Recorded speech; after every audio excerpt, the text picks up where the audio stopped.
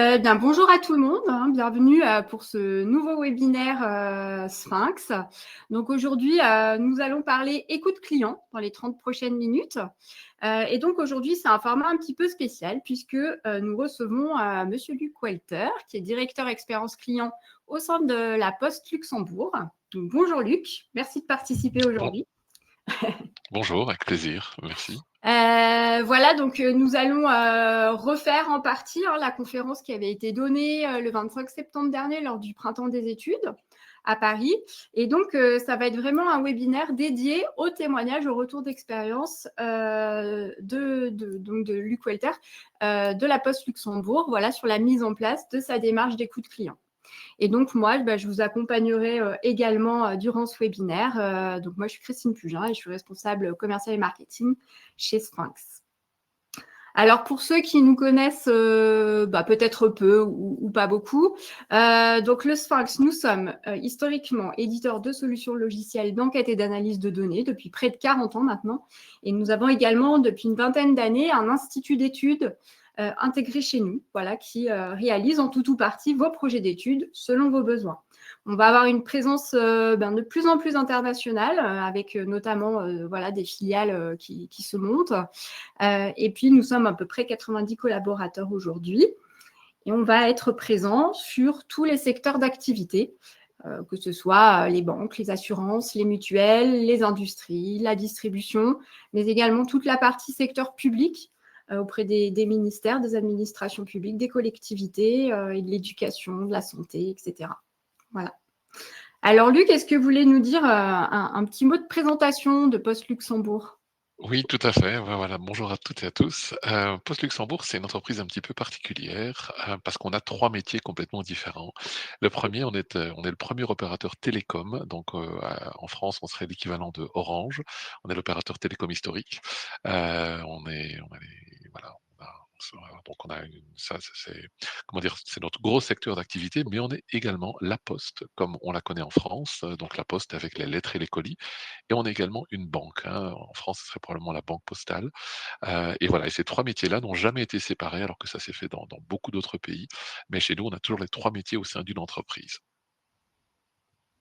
Voilà quelques chiffres, clés encore par rapport à nous. Bien, dans le groupe, on a 4 500 collaborateurs, beaucoup de nationalités, hein. Le Luxembourg est très cosmopolite. On est le troisième plus grand employeur, du Luxembourg et on a un chiffre d'affaires à peu près de 1 d'euros.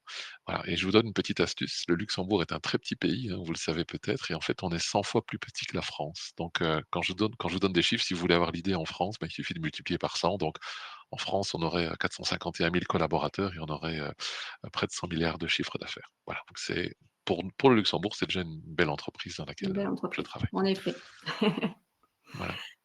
Alors, pourquoi avons-nous décidé de vous parler d'écoute client ? Si vous aviez suivi la série de webinaires que nous avons menés cette année autour de l'expérience client, on trouvait que ce webinaire, en plus, apportait une belle conclusion à cette année avec le témoignage de Poste Luxembourg. Eh bien, tout simplement parce que l'écoute client, c'est vraiment le champ de bataille des marques, notamment sur l'expérience client. Aujourd'hui, les clients sont plus exigeants, sont plus volatiles. On va pouvoir recueillir aujourd'hui des feedbacks parfois directs, mais aussi pas mal de feedbacks indirects qui vont influencer la fidélité et donc, in fine, la croissance des entreprises. Alors aujourd'hui, écouter les clients, finalement, ça ne suffit plus.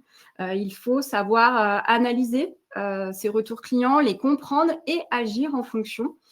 Et en plus, aujourd'hui, il y a vraiment un nouvel acteur qui rabat les cartes, c'est l'intelligence artificielle. On en parle beaucoup, notamment sur le sujet de l'écoute client, de l'expérience client.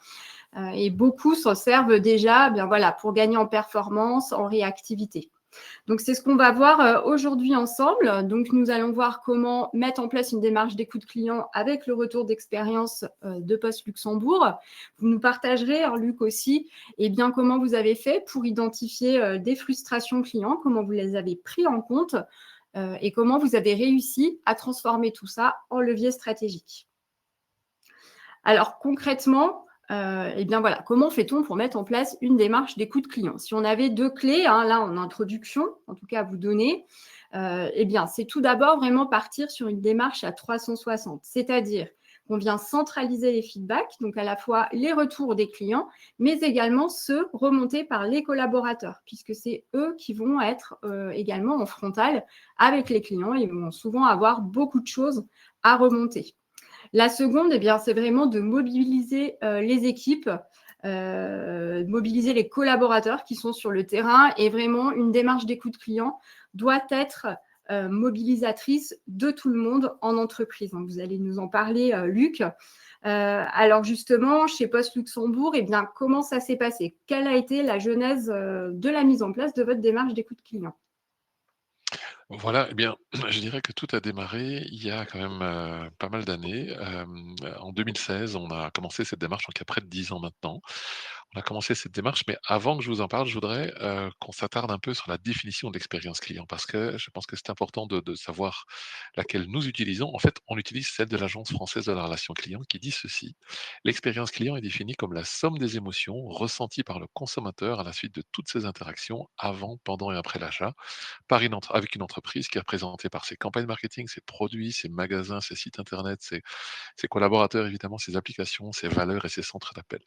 Le mot-clé là-dedans, c'est la somme des émotions évidemment. Donc c'est ce que le ressent le client quand il va interagir avec nous, que ce soit avant d'avoir acheté ou pendant, ou bien sûr lorsqu'il fait appel au service après-vente. Hem Et donc, on a vraiment essayé d'axer toute notre approche pour mesurer les émotions que ressentent nos clients, et comme vous l'avez dit, Christine, pour les montrer, donc travailler dessus en interne, mais les montrer également à nos collaborateurs pour les sensibiliser au fait que aujourd'hui la bataille, elle se joue bien sûr sur le prix, bien sûr sur la qualité du service, mais aussi sur l'expérience client. Si vous voulez bien passer au slide suivant, donc voilà. Donc je vous disais, en 2016, la démarche a démarré avec une première petite équipe, et puis un moment très important, c'était 2018, où on a défini une nouvelle stratégie pour l'entreprise, une stratégie globale. Donc ça, c'est la stratégie globale de l'entreprise, et vous voyez que l'expérience client a été définie comme un des 3 piliers. Ça nous a extrêmement aidé. Le fait d'avoir notre directeur général et tout le COMEX qui décide, tout le comité exécutif qui décide que l'expérience client sera un des 3 leviers, et ça aide énormément à instaurer et à inspirer et à montrer à tous les collaborateurs que ça, c'est important. L'engagement, évidemment, est important. Et le troisième pilier, juste pour l'information, c'était la rentabilité, puisque sans rentabilité, on ne peut pas investir dans la fibre optique, dans la 5G, etc. Et puis une autre date importante, c'est 2020, où là, on a décidé donc de créer une direction expérience client. Christine l'a dit, je suis directeur de l'expérience client, je suis un des directeurs de poste. On en a une dizaine. Qu'est-ce qu'on a fait? Eh bien, on a tout d'abord identifié les points de contact. Oui, souvenez-vous de la définition, c'est la somme des émotions, lors de toutes les interactions. Donc la première chose qu'on a faite, c'est de dire, quand, à quel moment les gens interagissent-ils avec nous? Il y a évidemment, tous les points de vente, que ce soit des bureaux de poste, que ce soit tout ce qu'on appelle des espaces postes, des points de vente où on est avec des partenaires. Il y a notre call center, il y a, nos sites web, nos applications. Donc voilà, on a fait une liste de tout ça, et puis on a regardé les parcours clients. Les parcours clients, c'est je deviens client, c'est je change de produit, c'est je reçois ma facture, c'est j'ai un problème, c'est, et cetera. Donc on a identifié tous ces parcours pour les 3 métiers, puisque ça change en fonction des métiers, que ce soit la banque, la partie courrier et colis, et la partie télécom. Et puis il a fallu les prioriser. Et ça a pas été, simple, mais je vais vous dire comment on a fait. Donc pour prioriser, si tu veux passer au slide suivant, Christine. Ah oui, petit rappel sur les interactions qu'on a, on en a des millions, hein, Mmh 300 mh. 000 visites dans les shops télécoms, 550 000 dans les points postes, c'est des partenaires. Cactus, c'est une chaîne de magasins ici au Luxembourg. 650 000 appels au call center, des millions de visites dans nos bureaux de poste, et bien sûr les sites web, les apps, ça c'est même sans compter les apps. Donc au total, plus de 20 millions d'interactions par an, il y en a énormément, et on se demandait vraiment comment on a fait. Alors comment on a fait pour prioriser ceux avec qui on a travaillé? On s'est servi de 3 critères. Le premier, c'est l'impact sur l'entreprise. Ça veut dire combien de gens sont concernés par ce parcours? Combien par un des premiers parcours qu'on a modifié, ce sont les déménagements. Parce qu'auparavant, pour déménager, il y a à peu près 4 000 ménages qui déménagent au Luxembourg chaque année. Pour déménager, les clients devaient nous donner, 3 ou 4 fois leurs informations. Donc ils devaient informer Poste Télécom pour la partie télécom, Poste Courrier pour le courrier, et Poste Finance pour la banque. Et on a tout changé évidemment, mais comme ça concernait 4 000 personnes, donc l'équivalent de 400 000 personnes en France, c'est beaucoup, et donc c'est un des critères dont on s'est servi pour choisir les parcours qu'on a choisi de développer, parce qu'on n'a pas voulu s'attaquer à tout. On ne peut pas déplacer une montagne, mais on peut déplacer une pierre, et c'est ça qu'on a fait. On a déplacé la pierres et la première pierre, c'était les déménagements. Le deuxième critère qu'on a choisi, c'est l'amélioration significative. Donc on a commencé à mesurer, on a d'abord été sur les terrains, puis on a fait des enquêtes pour savoir ce que les gens pensaient. Par exemple des déménagements, par exemple de notre service après-vente pour les téléphones, etc. Et on a regardé ce où on était, je ne veux pas dire mauvais, mais si on pouvait s'améliorer fortement. Donc on a cherché ceux où on allait pouvoir vraiment s'améliorer parce qu'on était moins bon que ce qu'on souhaitait être. Et le troisième critère, c'est le déclencheur d'émotion. On a pris des parcours où on était certain que l'émotion jouait un grand rôle. J'ai parlé du SAV, quand on casse son téléphone, c'est un drame, hein. On perd toute sa vie, s'arrête quasiment. Et bien, ça a été une des raisons pour lesquelles on a choisi de s'attaquer au SAV comme étant un des parcours qu'on a aussi priorisé. Parce que émotionnellement, quand on ne sait plus être joint, on ne sait plus appeler, on ne sait plus, voilà, la vie s'arrête, hein. C'est comme quand il y a plus de wifi à la maison, les enfants après 10 secondes, c'est le drame national. Mais voilà, donc on a vraiment pris des parcours qui respectaient ces 3 critères-là et on a choisi, on a mené maintenant, 16 grandes, initiatives expérience client, sur 16 grands parcours, qui concernent les clients professionnels, les clients, B2B, pardon, particuliers aussi. Et ça a concerné la gestion de réclamations, les colis. Là, on travaille sur le recommandé en ce moment. Enfin voilà. Voilà comment on a mis les choses en place. Si tu peux continuer, oui. Quelque chose que je voudrais dire aussi, ça fait une quinzaine d'années qu'on utilise Sphinx pour nos enquêtes. Et au début, on utilisait des enquêtes beaucoup pour nos produits. Donc là, on a un routeur, hein, on parlait, c'était très technologique croissance, qu'est-ce que co enfin bref, on était forcément assez axé sur la technologie, même si on demandait également la satisfaction, mais on avait beaucoup d'enquêtes pour modifier, pour influer nos produits. Et vous voyez des noms comme LuxDSL, c'était la DSL de l'époque, très, très simple comme nom, un nom très technologique. Et puis on est passé avec Sphinx à un autre type d'étude où on essaye finalement de s'attaquer et de s'atteler à la mesure de la satisfaction, la mesure de la perception client. On utilise beaucoup le NPS comme mesure de satisfaction, hein. Est-ce que vous recommanderiez Poste ou est-ce que vous recommanderiez le service de distribution des colis de Poste, et cetera, et cetera. Mais ça a été une autre étape dans notre utilisation de Sphinx. On a juste à la direction expérience client, donc on s'en sert depuis 2020, je dirais qu'on a plus de 100 enquêtes différentes, 130 je crois, 130 enquêtes programmées avec Sphinx, parce que c'est très facile à utiliser. Et ça nous a permis voilà, d'avoir des choses, je vais y venir dans un instant. Voilà, donc ça, on s'en est servi, donc c'est un changement dans notre approche. Si tu veux passer au slide suivant. Et après, on Ben va voilà. passer voilà, à la suite. Donc, en effet, donc là, on a vu comment, ben voilà, chez Poste, hein, vous avez pu mettre en place toute cette démarche et puis les différents sujets, en tout cas, qui ont été concernés. Et donc, maintenant, on va s'intéresser plus particulièrement à l'identification des frustrations, des irritants clients. Alors, c'est pas forcément simple à faire, hein, puisqu'on sait qu'une majorité des clients mécontents ne se plaignent pas forcément, ou en tout cas pas directement. Donc, les frustrations, elles peuvent ressortir soit via des signaux forts, comme des réclamations, des avis, soit des signaux faibles. Et c'est vraiment là qu'il y a vraiment c'est là toute la difficulté, hein, pour les identifier. Ça va être d'autant plus vrai sur certaines cibles, hein, parfois en B2B ou sur les jeunes. On sait qu'ils sont plus facilement abandonnistes des marques. Voilà. Donc aujourd'hui, il faut bien prendre en compte tout ça, le rôle des collaborateurs également et aussi le rôle de l'IA. On va voir comment voilà, l'IA a pu vous accompagner. Alors justement, chez Post, comment avez-vous pu utiliser en tout cas l'analyse des commentaires clients, notamment pour éviter les irritants, et comment l'IA vous a rendu ce processus bien, plus efficace. Donc, vous allez nous en parler notamment sur un de vos produits, hein, sur l'application bancaire Hibou.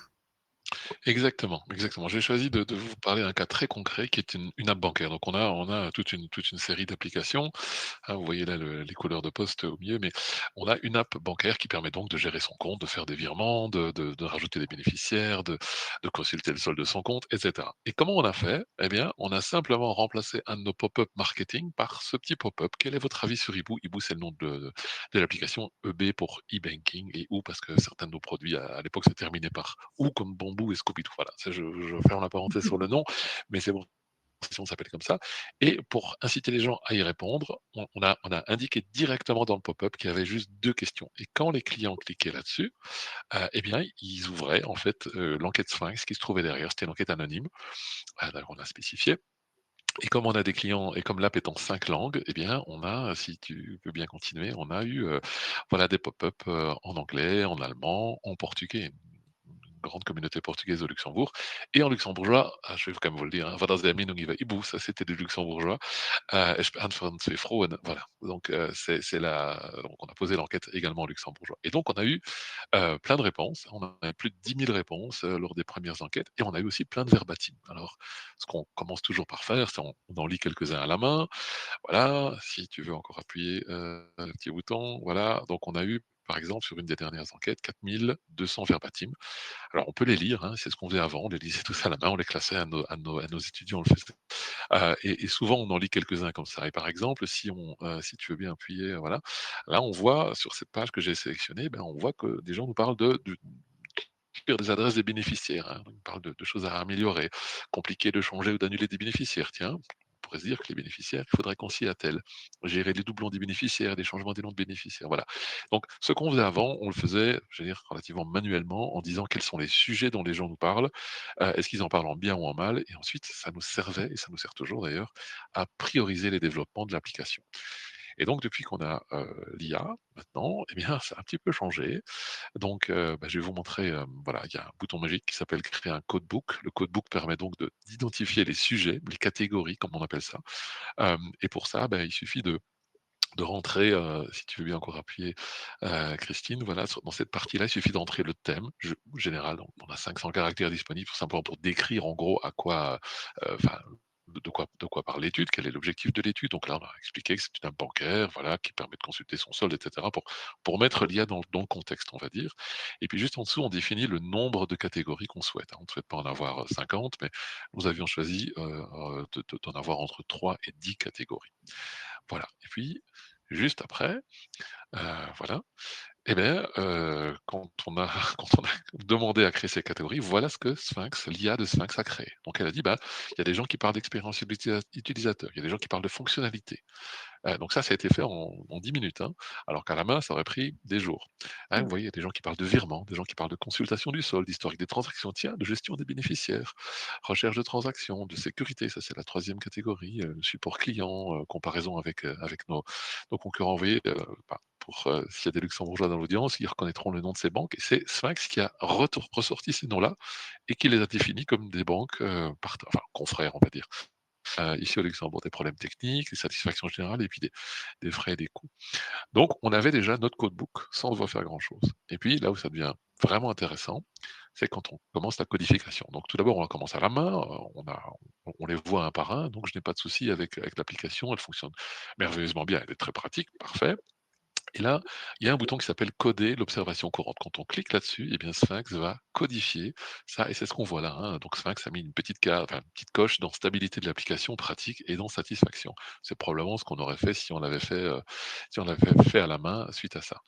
Mais il y a un bouton magique, je l'ai mis en en fuchsia. Anglais. Je l'ai mis voilà, je l'ai mis en fuchsia. Vous m'entendez toujours bien? Oui, c'est tout bon, oui, oui. Parfait. Et ce bouton magique, c'est, coder toutes les, observations non traitées. Et quand on appuie là-dessus, eh bien, donc on a fait une trentaine à la main, eh bien voilà, tous les 4 199 verbatim ont été codifiés. Vous voyez que là où on en a eu le plus, c'était au début avec, l'expérience utilisateur. Mais effectivement, gestion des bénéficiaires, on a 59 observations, mais il y en a d'autres beaucoup plus. Authentification, LuxTrust, c'est l'outil dont on se sert pour, s'authentifier. Les virements, 183 observations. Et puis je crois que j'en ai encore coché un plus pour la voilà, la vitesse de Oui. chargement 276. Donc voilà les sujets dont ont parlé les clients et ça on l'a obtenu en moins d'un quart d'heure, grâce à l'IA.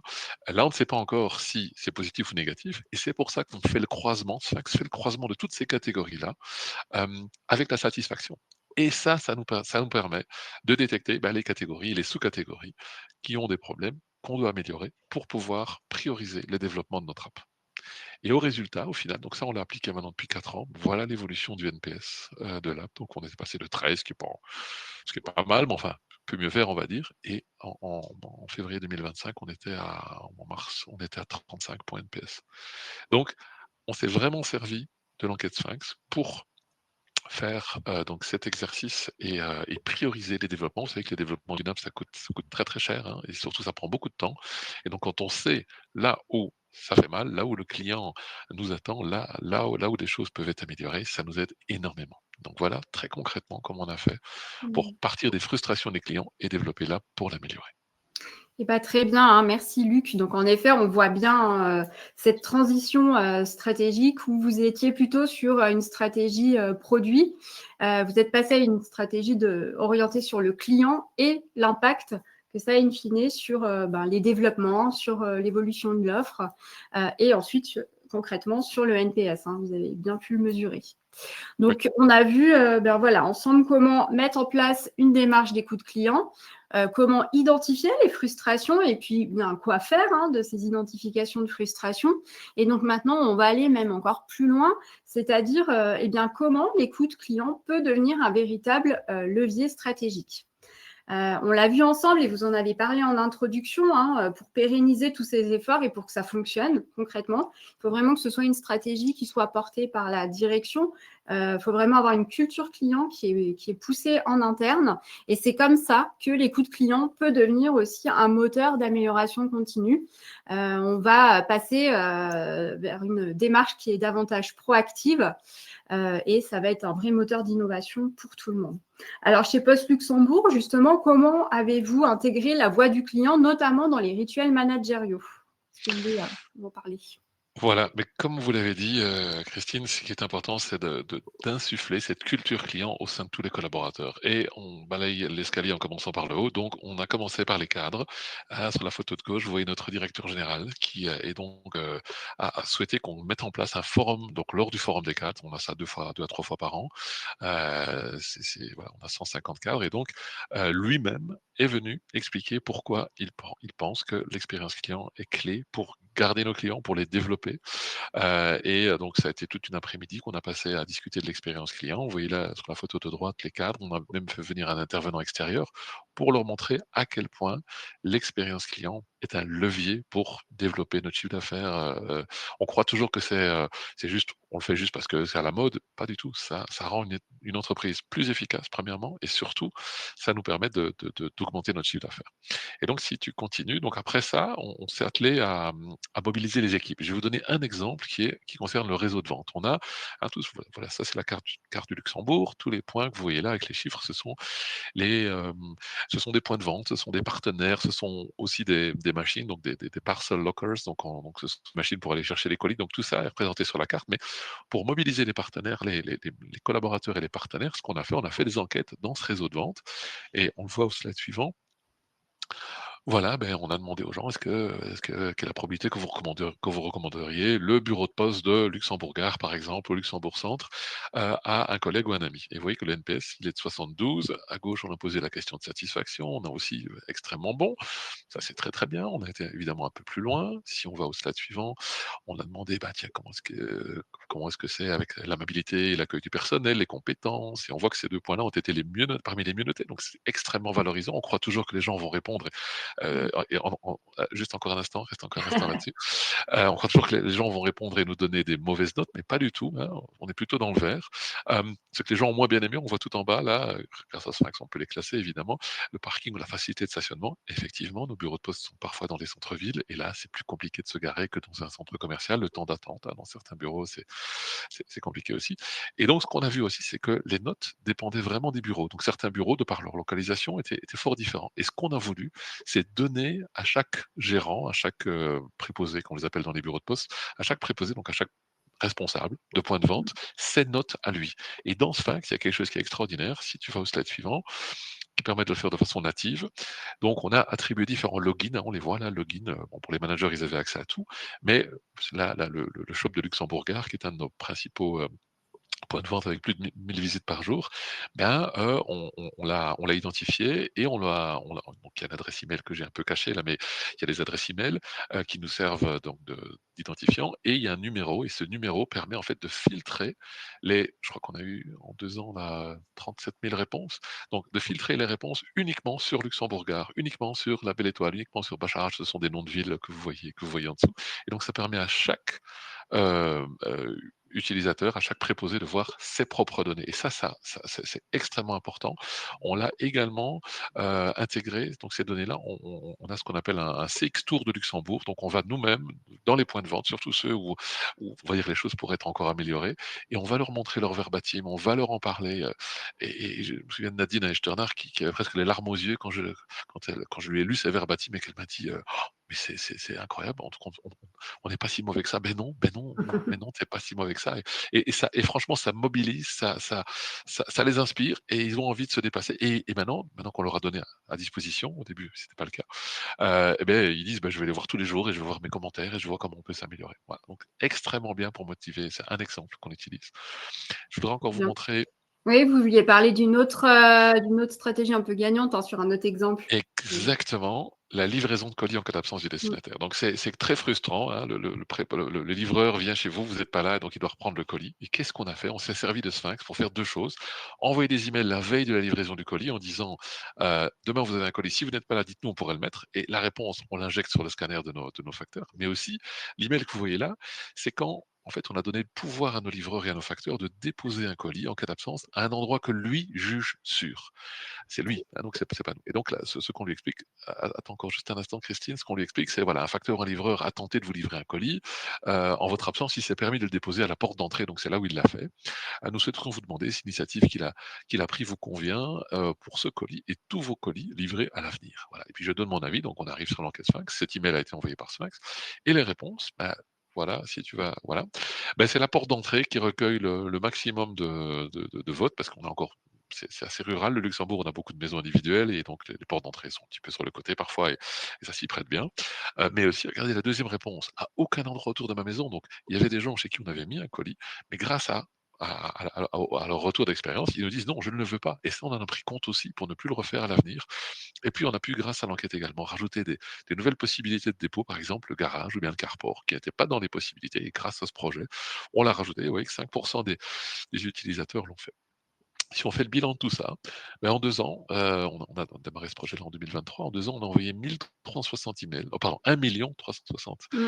emails, avant et après la livraison via Sphinx et ça nous a permis d'avoir des clients Pick up Home. C'est quoi Pick up Home? Pick up Home, c'est notre système qui nous permet de dire, au facteur où déposer un colis en cas d'absence. Et avant qu'on commence le projet, on avait 11% des ménages qui s'étaient, inscrits à ce service-là. Depuis qu'on a fait le projet, on a quadruplé le nombre, on est à plus de 45% des gens qui ont souscrit à ce service-là et on a réussi à diviser le taux de colis non distribués pour la première fois par 3, ce qui est incroyable. Vous imaginez, donc on va éviter cette année-ci plus de 400 000 déplacements de clients, avec un impact également d'un point de vue écologique, puisque ça va faire 170 tonnes de CO2 en moins. On a calculé à peu près la consommation des gens qui prennent leur voiture pour venir au bureau de poste.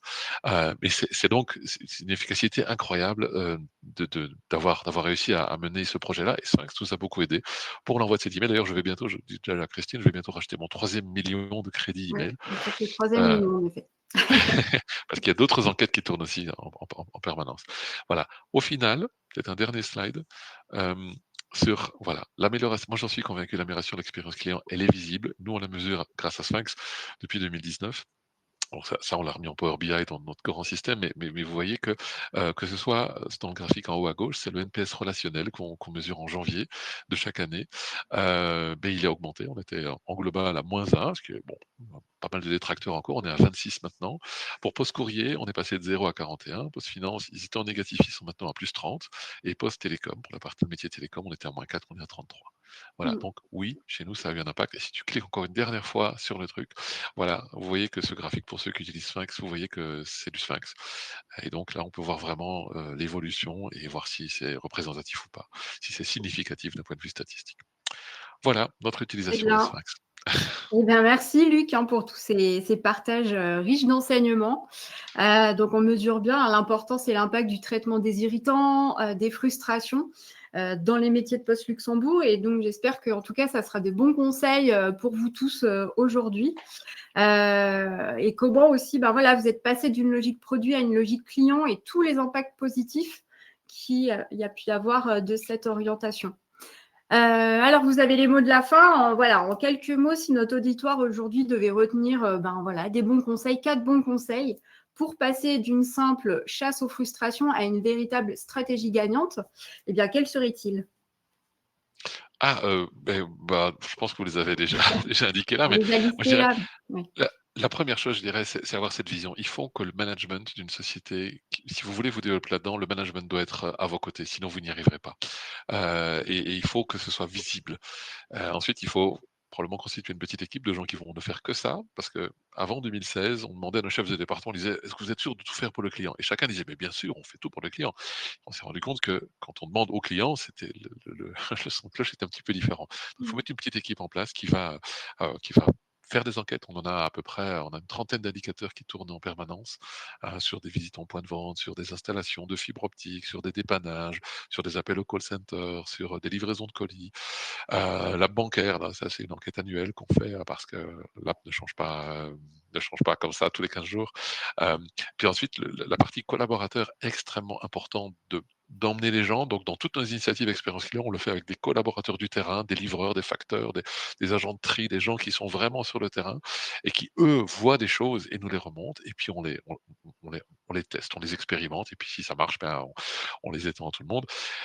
Et puis je dirais, oui, voilà, l'excellence relationnelle, je crois que c'est une des clés pour se distinguer aujourd'hui. Je pense que les grands noms aujourd'hui, que vous pensez à un Amazon, à un Apple, ils ont d'abord pensé aux clients. Enfin, c'est ce qu'ils disent en tout cas, mais en tout cas, ils ont eu cette culture client qui fait qu'aujourd'hui, ce sont des entreprises, à grand succès, et je pense que c'est un des différenciateurs, majeurs, de nos jours pour, voilà, pour développer une entreprise.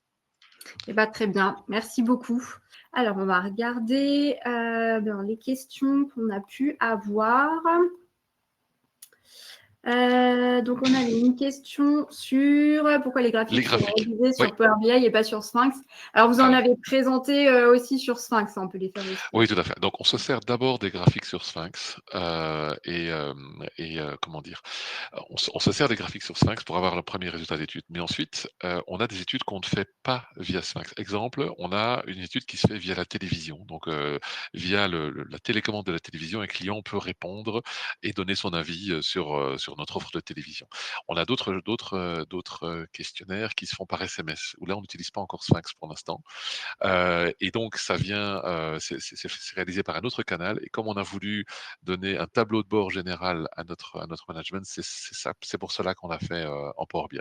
Sinon, je trouve que DataViz, donc les graphiques de Sphinx, enfin le module d'exploitation des graphiques est extraordinaire avec, des graphiques qui sont extrêmement simples à mettre en place, des croisements, des graphiques importance, performance, donc tout ce que DataViz met et depuis qu'il y a l'IA, encore plus. Mm. Moi, je suis un fan des graphiques de Sphinx. Ouais, il y a de l'interprétation assistée en plus qui voilà, peut permettre de se familiariser avec des analyses un peu plus avancées. On avait une question également. La popine a-t-elle été paramétrée via Sphinx directement, en tout cas dans votre cas, Luc? Voilà, non, en fait, très bonne question, très bonne question. Si on avait voulu, comment dire? Mettre, directement implémenter Sphinx dans l'app bancaire, ça aurait été très compliqué. Ce qu'on a simplement fait, c'est, on a régulièrement des petits pop-up qui apparaissent pour dire: «Tiens, par exemple, là, en octobre, on a lancé le paiement instantané». Donc avec l'app bancaire, on Mm. peut maintenant faire le paiement instantané. Donc il y avait une petite app, un petit pop-up qui vous dit: «Voilà, depuis aujourd'hui, vous pouvez maintenant, faire des paiements instantanés». Vous pouvez déjà les recevoir depuis un moment et puis maintenant on peut en faire également. Et bien, on a simplement pris ce petit pop-up marketing là, qu'on active quand on en a besoin pour dire quelque chose au client et on l'a simplement remplacé par le petit visuel que je vous ai montré. Derrière ce visuel, on avait un lien qui pointait vers Sphinx. Donc pour le client, c'était transparent et surtout, en termes d'effort de déploiement, ça a été extrêmement simple à faire. C'était pas 3 mois de développement avec l'IT et c'est peut-être le cas, suivant la complexité. Donc c'est pour ça qu'on l'a fait comme ça et on voulait aussi que ce soit anonyme pour que les gens puissent vraiment nous donner notre avis. Donc il y avait pas besoin d'avoir un lien pour chaque client. Donc on avait le même lien pour tout le monde et ils nous répondaient à ça. Ça a aussi permis d'avoir un taux de réponse très élevé et de recueillir, donc vous avez vu, on a eu 4000 verbatim à la dernière enquête et je pense qu'on avait 9 Mm. 9000 ou 10 000 réponses. Donc, plus le nombre de questions est petit, plus les chances que les gens participent est grand et qu'ils vous laissent des verbatim. Quand ils ont un long questionnaire, ils le font en général pas. Et quand vous avez des milliers de verbatim, ça vous donne une très très bonne vision de ce qui se passe. Voilà comment on a fait. Donc c'est juste le lien de Sphinx qu'on a mis derrière le petit pop-up Très marketing. bien. En tout Voilà. cas, sinon, bah, voilà, les formats pop-up et pop-in sont en effet disponibles dans l'outil, mais après, ça dépend du support sur lequel ils vont être diffusés. Dans votre cas, c'était plus adéquat comme ça. Et donc, on avait également une question: quelle est la différence entre l'amélioration significative et l'amélioration continue? Oui, Peut-être par rapport à votre cas chez Post. Mathilde oui, a tout fait à une fait. réponse.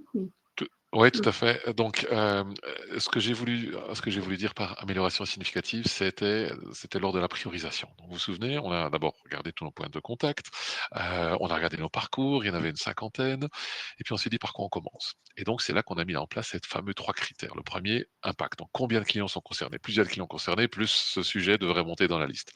Et puis, on s'est dit, si, par exemple, je sais pas, les appels au call center, il y en a, vous avez vu, 650 000, mais si ça, si pour les clients, ça se passe bien, est-ce que c'est par là qu'on doit commencer? Et donc, pour nous, l'amélioration significative, c'était quels sont les sujets où on va dire le mot, où on est pas bon, où on peut s'améliorer. Et ce sont ceux-là qu'on a choisis. C'est ça que je voulais dire par amélioration significative. Donc là, on pouvait vraiment nous améliorer. L'amélioration continue, c'est simplement le fait qu'une fois qu'on a remis un parcours à jour, on le surveille encore et encore maintenant, hein, nos parcours, que ce soit nos parcours, nos sites web, on a aussi des questions via Sphinx, hein, qu'on met directement. En fait, on implémente des iframes que Sphinx fait Mm. d'ailleurs très simplement. On les met sur le site web à la fin du parcours et on a aussi le retour. Donc l'amélioration continue, je dirais que c'est le principe général, c'est ce qu'on fait pour améliorer nos parcours en continu. L'amélioration significative, c'est le critère qu'on a choisi pour prioriser les parcours qu'on a choisi de développer, enfin d'améliorer. Ouais, très bien. Une petite dernière question. Donc, comment éviter qu'une personne réponde plusieurs fois? Dans votre cas, peut-être par rapport à la popine, j'imagine qu'elle s'affiche Elle s'affichait une fois, donc elle Ouais, s'affichait une seule ouais. fois et il y avait même une façon de dire: «Je ne veux plus la recevoir» et donc vous ne la receviez plus, mais elle s'affichait une seule fois, parce qu'on ne voulait pas non plus spammer les gens, et donc ça permettait d'éviter qu'il y ait plusieurs réponses. Mais en général, à moins que quelqu'un veuille vraiment comment dire? Trafiquer les résultats de l'enquête, les gens ne Ça font pas reste ça. minime, Les hein. les les gens vont répondre une fois et Mm. c'est déjà un cadeau s'ils le font, mais c'est pas le souci qu'on avait, du tout. Dans Sphinx, lorsqu'on envoie les enquêtes par email, là, on peut le bloquer évidemment, Mm. on peut dire Mm. juste une réponse unique. Hem, et là, on est certain que une même personne ne pourra pas le faire 2 fois. Mais ici, comme c'était un pop-in, bah, voilà, on a juste affiché une fois. Le but, c'était pas d'ennuyer les clients, mais de permettre à ceux qui veulent s'exprimer sur notre app de le faire et voilà, énormément de gens l'ont utilisé. On peut faire. Ouais. Eh ben, très bien, mais on va clôturer, on va terminer là. Bien encore merci, hein, Luc, pour votre Plaisir. participation, d'avoir accepté en tout cas de nous partager enfin, votre expérience, tous ces retours. Merci beaucoup. Tout à fait. Et ben, à bientôt, en tout cas pour tout le monde. Merci pour votre participation Oui. aujourd'hui. Est-ce que je peux encore Oui, dire une dernière chose? allez-y. J'ai vu que ma collègue Anne-Catherine est dans le call aussi et je tenais juste à dire une chose. Quand j'ai commencé à me servir de Sphinx, donc Anne-Catherine, c'est notre spécialiste depuis 15 ans Ouais. de Sphinx. Elle s'en sert, beaucoup plus que moi même. Mais quand j'ai voulu, m'y intéresser, elle m'a expliqué en une demi-heure à peu près comment ça fonctionnait et j'ai fait ma première enquête avec les explications d'Anne-Catherine, sans formation. C'était une Ouais. enquête qui s'adressait à tous nos collaborateurs en 5 langues, avec plusieurs façons d'y répondre, du lien direct envoyé par email pour les collaborateurs qui ont un email, du QR code envoyé, à la maison pour les facteurs, par exemple, qui n'ont pas d'adresse email, ou pas encore d'adresse email, qui n'ont pas de PC, pour faire leur travail. Au papier, on a aussi fait des questionnaires papier et tout ça, on l'a fait, je dirais, sans que j'ai de formation. Ce que je voulais dire, c'est que c'est aussi très intuitif et grâce à Anne-Catherine, merci Anne-Catherine. Et grâce à Anne-Catherine, en une demi-heure de formation, j'ai pu faire une enquête qui a été envoyée à toute l'entreprise, et c'était l'enquête de climat interne en fait, hein, et qui était très importante pour l'entreprise. Donc voilà, donc le côté convivial et le côté simple, je l'ai beaucoup apprécie toujours beaucoup chez Sphinx. C'est Eh pour ça ben, qu'on merci qu'on pour fonctionne. ce Voilà. remerciement, c'est le mot de la fin. Bonne journée à tout le monde. Au revoir. Au revoir.